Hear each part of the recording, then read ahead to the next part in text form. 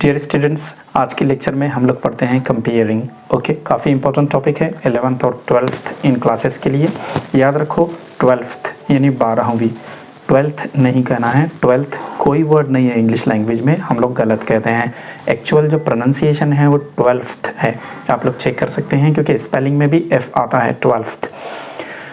किसे कहते हैं हम लोग कंपेयरिंग? सिंपल सी डेफिनेशन है, introduction of performance in a programme.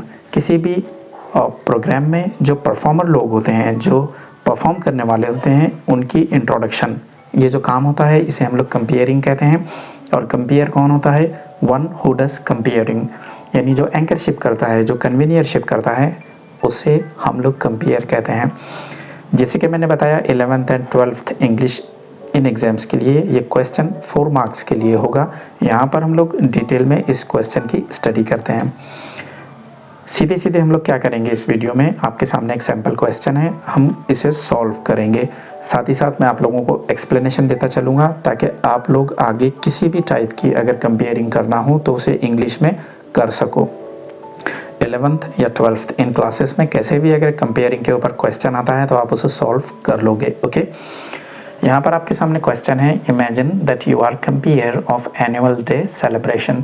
मान लो कि आप कंपेयर हो, एंकर हो, आपके कॉलेज में एक एनुअल डे सेलिब्रेशन है of your college. Based on the given points prepare a script. तो आपके पास कुछ पॉइंट्स है, आपको स्क्रिप्ट तैयार करनी है।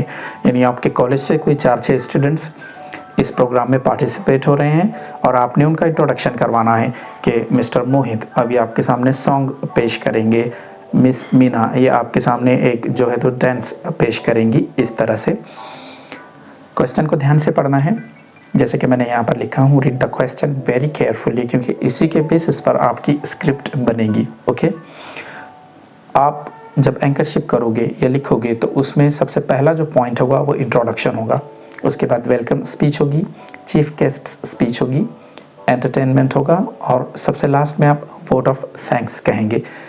हर चीज़ को डिटेल में बताता हूँ। स्टार्ट करते हैं हम लोग फर्स्ट थिंग्स फर्स्ट। ये देखिए, सबसे पहले आंसर में आप लोगों ने इंट्रोडक्शन लिखना है। किस तरह से लिखोगे? Good morning to everyone, good morning हर किसी को। Friends, it's the D day, कि दोस्तों आज डी डे है। इंग्लिश में डी डे किसे कहते हैं? काफ़ी जो इम्पोर्टेंट दिन होता है उसे हम लोग डी डे कहते हैं, जिसका हम काफ़ी दिनों से वेट कर रहे होते हैं। Today and our long wait is finally over. आज ये बड़ा दिन है और आज हमारा जो वेट था, लंबा इंतज़ार था, वो फाइनली ख़त्म हुआ है। I am super thrilled at this moment, और इस टाइम पर मैं काफ़ी एक्साइटेड हूँ। Now I request our chief guest, और अब मैं चीफ गेस्ट से रिक्वेस्ट करता हूँ mister Patil sir to inaugurate the function, कि वो इस फंक्शन की शुरुआत करें, इसे स्टार्ट करें by lighting up the lamp, lamp को जलाकर। कहीं पर लैम्प जलाना होता है, कहीं पर जो है तो कुछ कैंडल्स होती हैं उन्हें जलाना होता है। Okay, the chief guest with other dignitaries lit the lamp. तो फिर चीफ गेस्ट आते हैं और वो लैम्प को लिट करते हैं, उनके साथ में और डिग्निटरीज हैं। डिग्निटरीज यानी कुछ इंपॉर्टेंट पीपल। जो भी इंस्ट्रक्शंस हो उसे आप पेज के बीच में ब्रैकेट्स में लिखोगे। ओके, अगर आपको कंपेयरिंग लिखना है तो थोड़ी देर के लिए आपको ये सोचना पड़ेगा कि हमारे कॉलेज में एक्चुअल में प्रोग्राम है, मैं उसका कंपेयर हूँ और मैं माइक पर खड़ा हूँ और मैं स्टार्ट में ये कह रहा हूँ। ठीक है, इसके बाद इंट्रोडक्शन वाला पार्ट तो हमारा हो गया है अच्छे से। उसके बाद क्या था? इंट्रोडक्शन के बाद में था वेलकम स्पीच। ठीक है, इसे बनाते हैं हम लोग। वेलकम स्पीच में हम लोगों ने लिखा, now I request our principal to welcome the chief guest. अब मैं रिक्वेस्ट करूँगा हमारे प्रिंसिपल सर से कि वो आएँ और वो जो चीफ गेस्ट हैं उनको वेलकम करें। फिर से एक इंस्ट्रक्शन को हमने ब्रैकेट्स में लिखा है, now the principal speaks for around 8 minutes. तो प्रिंसिपल सर जो हैं तो वेलकम करते हैं चीफ गेस्ट को और फिर वो कुछ एक 7-8 मिनट बोलते हैं। ठीक है, इंट्रोडक्शन और वेलकम, इनके बाद में क्या चीज़ है? उसके बाद में चीफ गेस्ट स्पीच। यहाँ पर हम लोगों ने ये पार्ट रखा है कि चीफ गेस्ट थोड़ी देर के लिए बात करते हैं, बोलते हैं। ओके, किस तरह से हम चीफ गेस्ट को बुलाएंगे? Now I request our chief guest to take the podium. देखिए, हम इंग्लिश में जब ये कहते हैं टू टेक द पोडियम, यानी माइक पर आएँ, स्टेज पर आएँ, अपने जो विचार हैं, अपने जो ख्यालात हैं उन्हें बताएं, ठीक है। इसके लिए इंग्लिश वर्ड है to take the podium. Chief guest delivers his speech for around 12 minutes. जब आप एग्जाम्स में आंसर लिखो तो आपको ये ब्रैकेट वाली चीज़ें भी लिखनी है, ओके। यानी आप इस तरह से लोगों को बुलाते गए और वो लोग आकर किसी ने स्पीच दी, किसी ने इंट्रोडक्शन दिया, किसी ने वोट ऑफ थैंक्स कहा, ओके। चीफ गेस्ट स्पीच हो गई हमारी। उसके बाद में एंटरटेनमेंट का प्रोग्राम है। अब मान लो एंटरटेनमेंट के लिए आपके कॉलेज से कुछ 2-1 स्टूडेंट्स हैं, आप उन्हें बुला रहे हो, तो किस तरह बुलाओगे? यहाँ पर लिखा हमने chief guest and other dignitaries take their seats in the audience and the curtain downs for a few minutes. अब यहाँ पर एंटरटेनमेंट का प्रोग्राम है, तो स्टेज पर से चीफ गेस्ट और बाकी जो मेहमान हैं वो उठे हैं और वो गेस्ट्स कहाँ गए? सामने ऑडियंस में जाकर बैठे फ्रंट सीट्स पर। और अब स्टेज पर कुछ प्रोग्राम है, इसलिए स्टेज को सबने खाली किया है, एम्प्टी किया है। In the mean time the preparations are being made. और इस टाइम में जो भी प्रोग्राम है उसकी थोड़ी सी स्टूडेंट्स तैयारी कर रहे हैं।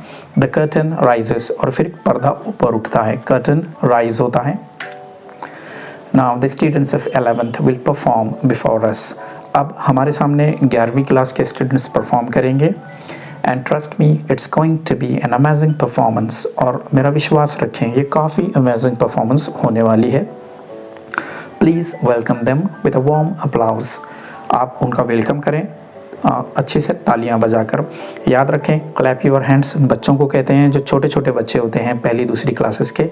अगर आप बड़ी क्लासेस को, बड़े ऑडियंस को अगर आप एड्रेस कर रहे हैं तो आपको कहना होगा please welcome them with a warm applause, ठीक है। ब्रैकेट्स में लिखा हम लोगों ने the performance goes on for 10 minutes.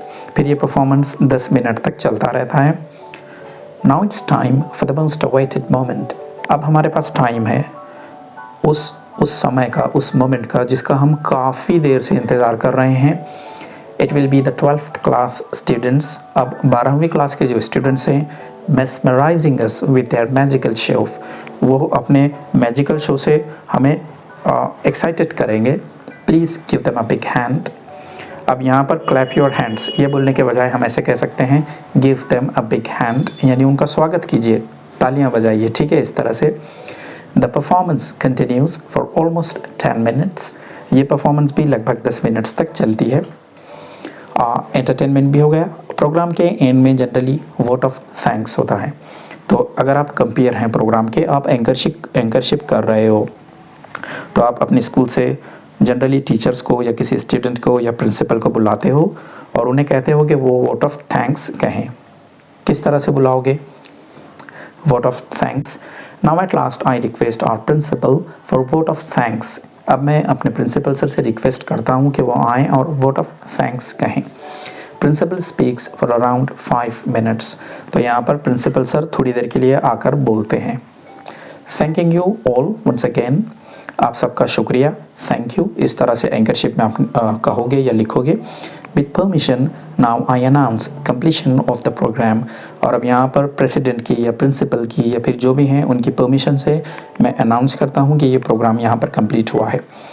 थोड़ा सा अगर आप लोग यहाँ पर ध्यान दें तो आप देखोगे कि हमने इंट्रोडक्शन लिखा है, वेलकम लिखा है, चीफ गेस्ट इनकी स्पीच के बारे में लिखा है, एंटरटेनमेंट के बारे में लिखा है, हमने लिखा है वोट ऑफ थैंक्स के बारे में, और हमने प्रोग्राम को अच्छे से कंक्लूड किया है, एंड किया है।